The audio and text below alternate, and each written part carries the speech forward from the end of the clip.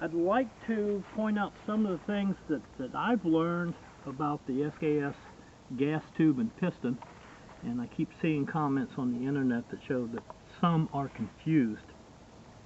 Okay, one, if you've never seen inside here, you've never cleaned your SKS properly.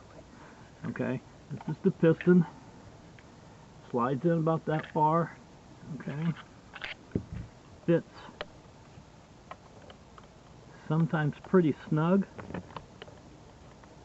Let's get there. This is an old Chinese, and all of the pistons seem to actually put a little pressure on the op rod and spring. Okay, I'm not going to file them down. Okay, they still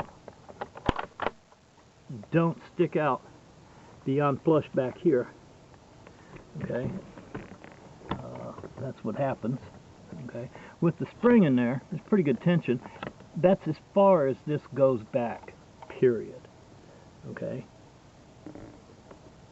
without the spring in there, the coils, the uncompressed coils, might allow a little bit more travel. Try it on your own rifle. Okay, see how much travel you need on your piston before you complain about it getting stuck and having to be pushed back out. You don't need that much travel. Okay. Now another thing is all these beat up old rifles have nicks and dings on the handguard, and those were caused by blows, maybe light, maybe heavy, to the handguard, and they have the tendency to put some type of pressure and bend. Let's see if I can get this one to stick.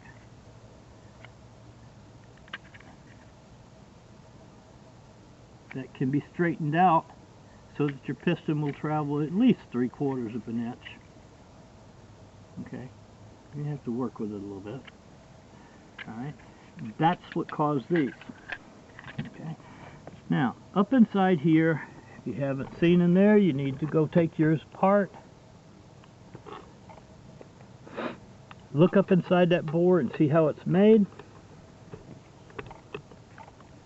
and that's as far as it will go, period. Okay, there's no need to try to get the piston to travel over an inch. Okay, this tube is larger than the small diameter piston. This little section right here is the only part in the back that the piston rides in. Okay, don't try to check your fit on the piston this direction. It will chatter, it won't feel right. It needs to be guided better than you can do by hand. Okay.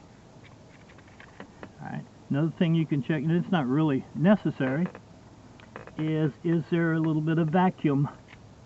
Does it seal fairly well? Some of them don't. There's plenty of gas pressure. I can feel this one. Okay, I can feel it on my finger. In fact, it's sticking again. Oh well.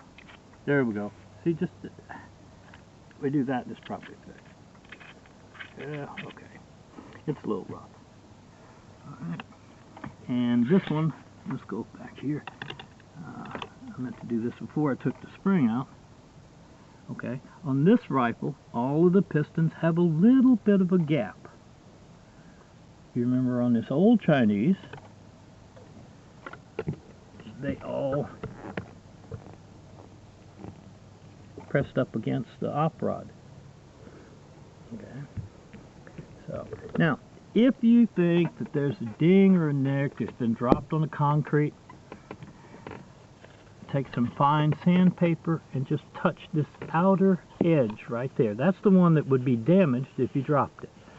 That's the only thing. You don't want to chew up this chrome plating or nickel plating, whatever they use.